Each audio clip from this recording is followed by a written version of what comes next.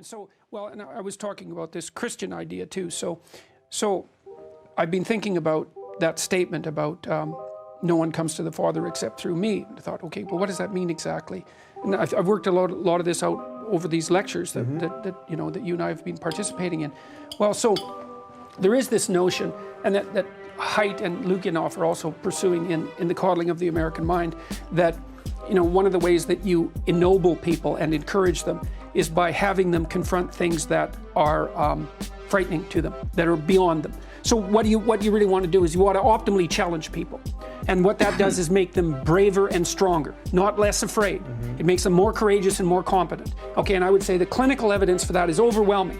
If you poll 100 educated clinicians and you say to them, well, is there utility in having people get their ethical story straight and face the things that they're avoiding? They're all going to say yes, those are fundamentally curative. And this is quite literally what we're doing the reverse of at college. Yes, exactly. It's quite literally the reverse of that. Okay, so now here's the idea. Here's the idea. So imagine that you are in some sense the embodiment of that paternal spirit that has characterized mankind since the dawn of time. It's locked in you. It's part of your potential. It's in the air, so to speak, around you. So there's an idea in Christianity, which is, I think, the central idea, which is that Christ is a messianic figure because he took the suffering of the world onto himself. And what that means to me is that he was someone who decided that the suffering of the world was his responsibility, and that that's what you're supposed to do. You're supposed to decide that that's your responsibility. You take that on as a burden. You do the same with the malevolence.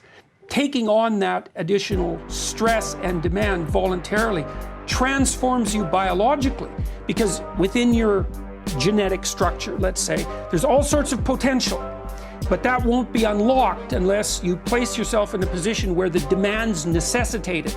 And so by following that pathway, truth, let's say, the acceptance of suffering and the confrontation with malevolence, so that's the heaviest load that you could take on, then you actually produce a psychophysiological / spiritual transformation in yourself that matures you into like the representation of the Father on earth. That's why so many Orthodox Christians, I think, have been interested in what I'm saying, because their sense is that it's the imitation that's of primary importance. Now, in Protestant Christianity, you have this idea that, well, Christ died to save us all from our sins, and so we're already redeemed.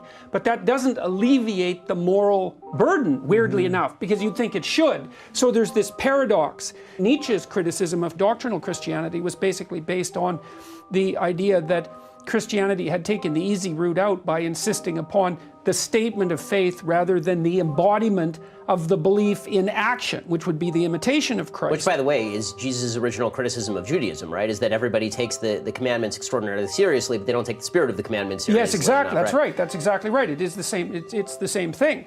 And so, Nietzsche's criticism of Christianity was that there were very few real Christians because they didn't take on the burden of the action.